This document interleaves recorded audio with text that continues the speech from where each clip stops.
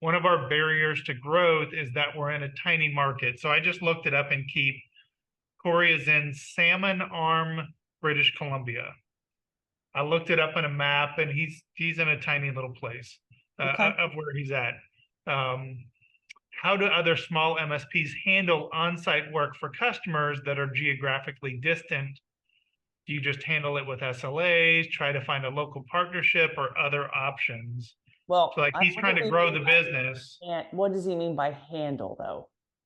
I think handle it from an IT standpoint is what I'm getting. And Can we unmute him? yeah, let me go and unmute him here. All Yep. right. It helps when you're talking into the right mic. Yeah. Well, there's IT people can help you with that. And there's probably none around you because you're so far away. But Pretty much I'm true. kidding. Yeah. Yeah. No, okay. So what do you mean when you say handle? Like what are you worried about? What's the issue? When it's not all the time, but every now and then we'll get a call where someone says, "Oh, my computer doesn't boot." And, if it's a 5-minute walk, we go down and plug in their monitor and everything's okay. Mhm. Um, if someone's an hour and a half drive away, that's a very different kind of problem for us to solve, and we're not used to having to solve those problems. So do we say, we can be there tomorrow, or like, and just bake that into a service level agreement, or what do other people do? Well, I mean, they do what they can, I mean, so whether you're in well, and then, by the way, it doesn't necessarily have to be in a small town. There's people in New York City where the traffic is so bad, just trying to get across town could take a day, right?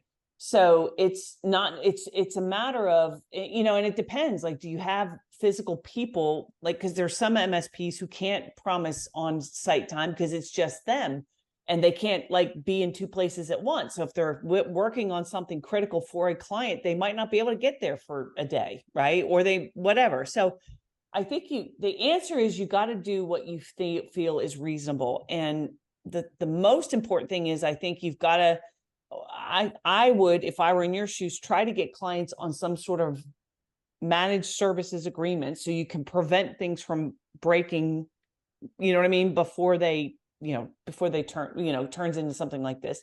But you can't always predict that.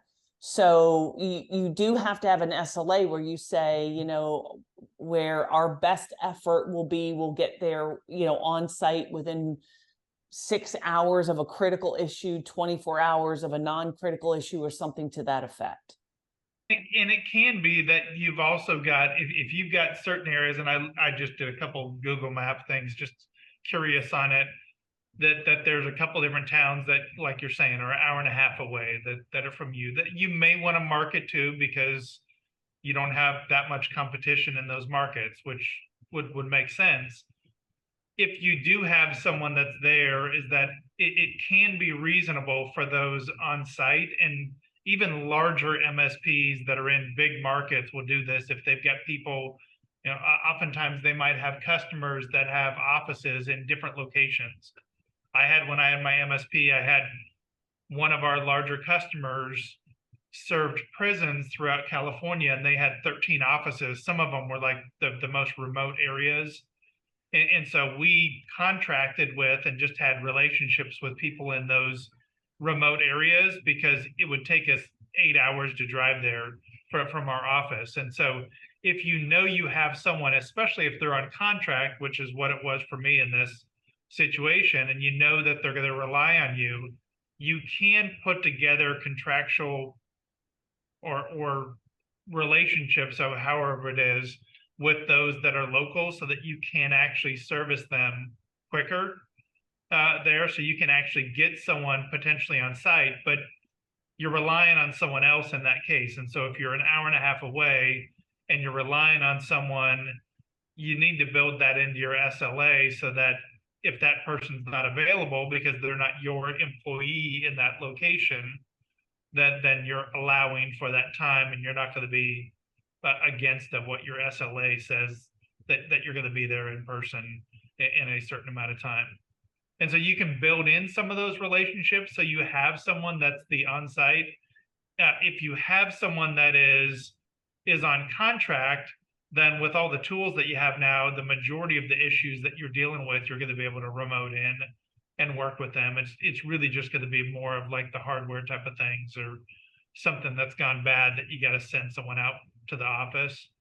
But you can put those relationships in place with them, and it allows you to be able to expand your market that you're going after.